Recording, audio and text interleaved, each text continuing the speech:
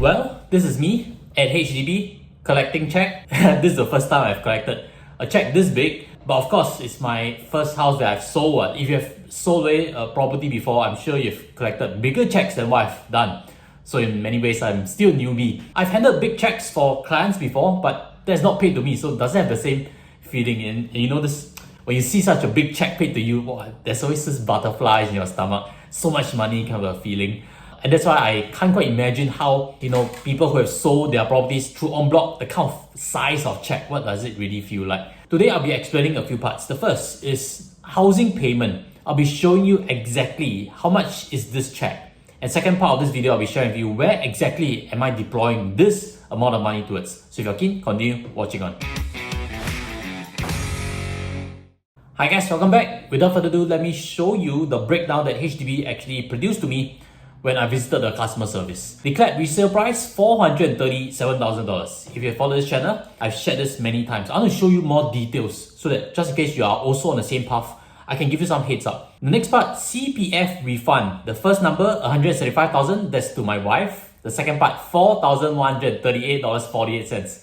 That's to me. I paid so much less than my wife, so it's always good to have a good spouse in many ways. But I can show you my dashboard. The amount I use for my CPF is only $3,620 because for many years I didn't contribute to CPF as a self-employed. And you can see over there the accrued interest, $518.48. Now, accrued interest is a subject that I would like to touch on and try to dispel some misconceptions. But again, I can show you what I've produced on my own dashboard. And my wife's also has a similar ratio. The part about accrued interest is this. Accrued interest is not money loss. It's just opportunity cost, again, that if your monies were residing in CPF OA, you have derived at 2.5% anyway. The reason why our total CPF payments were that low only because we cleared off the home loan using cash. But I'll get to that in a while. So this part on accrued interest. I see a lot of fear mongering. And just to explain things, if I bought a house with $250,000 CPF OA 20 years ago, at 2.5%, the total amount with accrued interest will be $409,000, which means the amount that is being cashed out to me wouldn't be $252,000. It will only be about $28,000 plus thereabouts. Now, what if more CPF OA was used for the house? Let's use $270,000. The principal of that plus 20 years of accruing of interest, the total amount that would need to be refunded back to CPF would be $442,000, more than the resale price that I would have sold off. And that's why in this situation, there wouldn't be any check at all. Everything from the house proceeds will be sucked back into CPF OA. Now some people will be blaming government and say, hey, where's the money? It's not true. It's just paying back the opportunity cost. And now there's a deficit some more. But as always, accrued interest is opportunity cost. You do not need to pay back that money. And more than just that, you can use that CPF OA for the next house. So once that's clear, let's go back to my statement. You see that the next part is deposit $5,000. That's where we complete the OTP, correct? Option to purchase. And that's collected already. That's why it's minus off. Then there's resale levy, $0.00. Now, resale levy, let's touch on it also a bit. Because resale levy only applies when you sell your current subsidized house to buy another subsidized house. Subsidized house means HDB BTO, or you bought resale using government grants. That is where resale levy actually applies. The resale levy is deducted from the sales proceeds and any shortfall before calculating for the final cash that's paid out to you. If you sell a flat first, you need to pay the resale levy in cash before you're allowed to take possession of the second flat. I've actually seen from lower income families, they get stuck in this situation whereby they sold the house at the wrong price and then there is this resale levy that they didn't repay back by cash. And the simple reason is because you actually took this grant, you cannot take it a second time. So all in all, the amount that is paid to me and my wife is $252,620. Again, we've actually cleared off the previous housing loan with about $150,000 cash thereabouts. So I actually wrote big checks, but I haven't received big checks before. And the reason for clearing that loan, I've also seen questions on the channel. Why do you clear interest when interest costs are so low?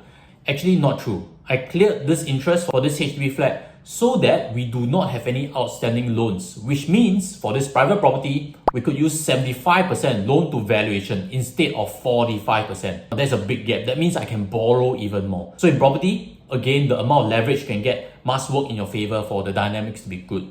So that would round out the first part as to how this home proceeds is actually broken down. So let's move on to the second part, where I'll be sharing with you exactly where I'm deploying this money and why I'm doing so. And before I get that, help me smash the like button so we can reach a bigger audience, and hopefully you appreciate the transparency and hopefully some information helps you in your journey also. Now the second part, what exactly am I doing with this money? $252,000, correct? And I think the first thing that must be discussed is don't squander it. Have a plan with the money, really. Have a plan with it. You know, there are stories of people who won lottery, big amounts. And what happens is that regardless of how big the amount of money is, it is more often than not squandered away in the next few years. There are reports actually that suggest that as high as 70% of lottery winners have squandered their monies within 3 to 5 years. Now, how can that be? If there are several hundred thousand, several millions, simply, you'll start giving money to your family, you'll start setting up weird businesses, you'll be spending money lavishly, and not just that, you'll be gambling it again into the very source that made you that money. That's why most people who've gotten a windfall cannot hold on to that money. So have a plan. For some of you who are viewing this, you may have sold your property and you're waiting for the next one. So you already have a plan innately because that money is transferring out to the next one, right? I get that. So that risk does not apply. You could very simply park it into treasury bills, or you just buy a fixed deposit for this gap of 6 to 12 months before a new property and then moving that lump sum capital. So that risk isn't there. The risk is for situations like mine, whereby I'm selling it, I'm holding on to cash, I'm looking to invest. I'm not buying a next property immediately. And that's where I need to have plans on what to buy, which is point number 2. Buy things that are good value. Now this touches on valuations of investments. And to explain things, let me pull up a comment by Suta-san. Thank you again for being a member. My answer to that question of am I investing some of my proceeds into US equities is probably not now. I believe US equities are generally more expensive than Asian equities, simply because the tax weightage in US equities are large. I've mentioned this many times on this channel. In my opinion, it's likely expensive.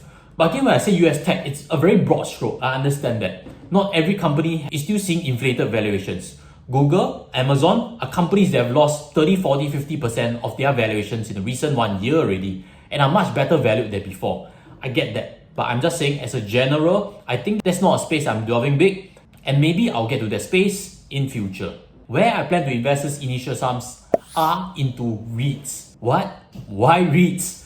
Now before I get there, you know, Mothership actually ran this article. Stephen Lim sold his HDB flat and put 300,000 into Singpost shares. And as you can guess, Singpost shares hasn't done too well in the last 1 year, and I'm sure he has certainly drawn some flake. That's why I'm scared also that if Mothership runs the article, finance YouTuber JOSH TAN sold his HDB flat and put 250,000 into Singapore REITs shares. And if REITs tumble 25% in the next 1 year, you bet there will be a lot of netizens that's going to mock at this whole decision, especially if HDB flats continue to grow up in price value, correct? But I wanted to address a few parts. I think the most common thinking is that, hey, interest rates are going up. REITs have borrowing costs. They own properties, correct? It's not fully owned.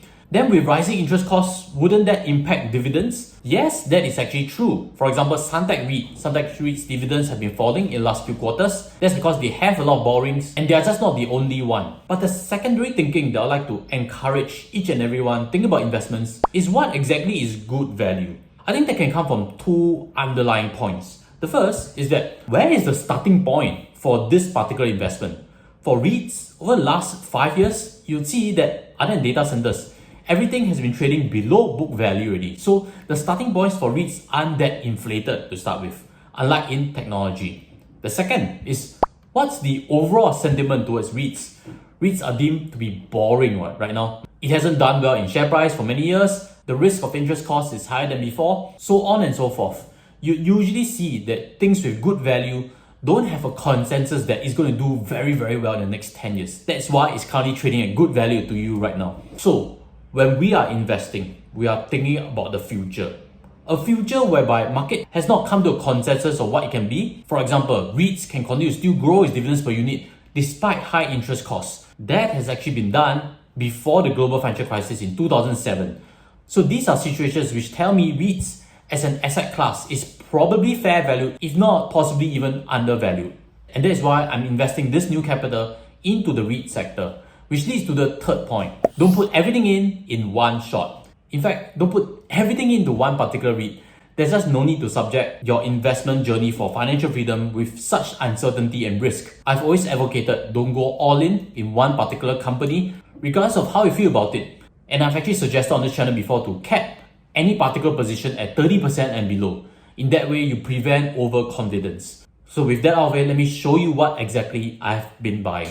This is a quick snapshot on my trading account that's been moving monies into my CDP. You'll see over there that I've been accumulating for the last 2 weeks. I've been buying 3 particular REITs: Mapletree Pan Asia Commercial Trust, CapitaLand Escort Trust, and Mapletree Industrial Trust. Mapletree Pan Asia Commercial Trust invests into offices, business parks, and of course malls. The one which you are probably familiar is VivoCity. This is a relatively new addition to my portfolio. It's not one that I have significant position because they had a merger a couple of years back and I wanted for the dust to settle. And right now, I see possible recovery, especially in its Chinese assets. Then up next is Escort Trust, something I've mentioned favorably many times on this channel. I think they are a very big beneficiary of global tourism. And last but not least, Mapletree Industrial Trust.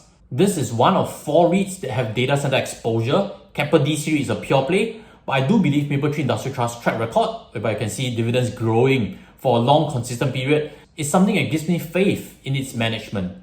Mapletree Industrial Trust has declined for 2.5 years in terms of share price. And I'll be covering this REIT in particular and also MPACT in a future episode. So if you're looking for an analysis, do smash the subscribe and stay tuned for that video also. These REITs have insiders also buying in the last couple of months. And I've concealed the price that I purchased and the quantity I purchased simply to minimize it as a buy recommendation. This is where I deem good value, and if you like, this is just a starting point for you to investigate further whether you agree with my analysis or not. In total, I've deployed already $65,000 plus from this new capital that I've received. So again, hopefully you benefited from this open sharing. And just now I mentioned about SingPost. SingPost was once a blue chip company, but as you can see in this chart over here, over the last 1 year, share price has declined yet again by another 20% thereabouts. I actually done a reaction before on Steven Lim's decision to purchase SingPost and going all in. If you are curious about that reaction, check out this video. I think it can be helpful in your investment journey also.